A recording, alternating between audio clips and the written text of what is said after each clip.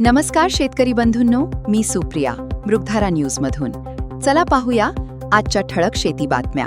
महाराष्ट्रात मान्सूनची एंट्री, पेरणीसाठी पोषक वातावरण. दक्षिण कोकणासह महाराष्ट्राच्या काही भागांत नैऋत्य मान्सून दाखल झाला आहे. पुढील 2-3 दिवसांत राज्यातील आणखी भागांमध्ये प्रगती होण्याची शक्यता हवामान विभागाने व्यक्त केली आहे. खरीप पेरणीच्या तयारीत असलेल्या शेतकऱ्यांसाठी ही महत्त्वाची बातमी आहे.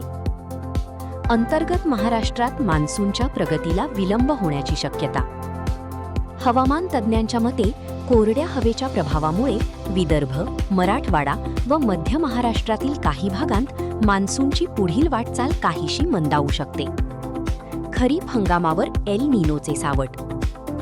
एका अहवालानुसार महाराष्ट्रातील 181 तालुके कृषी तणावाच्या उच्च जोखमीच्या श्रेणीत आहेत. संभाव्य एल नीनोमुळे पावसातील अनियमितता वाढून पिकांवर परिणाम होऊ शकतो.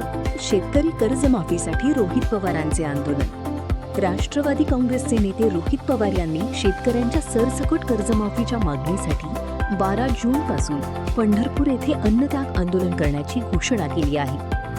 राज्यातील कर्जमाफी योजनेच्या अंमलबजावणीला गती.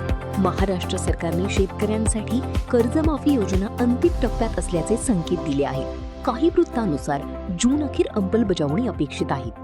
2 लाखांपर्यंतच्या कर्जमाफीला मंजुरी. राज्य मंत्रिमंडळाने काही पात्र शेतकऱ्यांसाठी रुपये 2 लाखांपर्यंतच्या कर्जमाफी योजनेस मंजुरी दिल्याचे वृत्त आहे.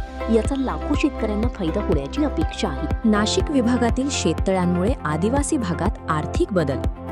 उत्तर महाराष्ट्रातील पेठ तालुक्यात शेततळ्यांमुळे सिंचन वाढले असून जाईसारख्या नगदी पिकांची लागवड वाढल्याने शेतकऱ्यांचे उत्पन्न सुधारल्याचे वृत्त आहे.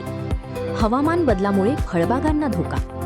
आंबा व इतर फळपिकांवर अवकाळी पाऊस, उष्णतेच्या लाटा आणि बदलत्या हवामानाचा परिणाम होत असल्याचे तज्ज्ञांनी नमूद केले आहे. खरीप हंगामासाठी जलसंधारणावर भर देण्याची गरज. एल नीनोच्या संभाव्य परिणामांच्या पार्श्वभूमीवर पाणी साठवण, सूक्ष्म सिंचन व पीक विमा यावर भर देण्याची शिफारस विविध अहवालांतून करण्यात आली आहे. खरीप पूर्व तयारीसाठी कृषी विभागाचे आवाहन. मान्सूनच्या आगमनानंतर बियाणे, खते आणि पेरणीचे नियोजन वेळेत पूर्ण करण्याचे आवाहन राज्य कृषी यंत्रणेकडून करण्यात येत आहे. कृषी विभागाकडून नियमित सल्ले व मार्गदर्शक सूचना तर उपलब्ध या आहेत. होत्या आजच्या महत्त्वाच्या कृषी बातम्या.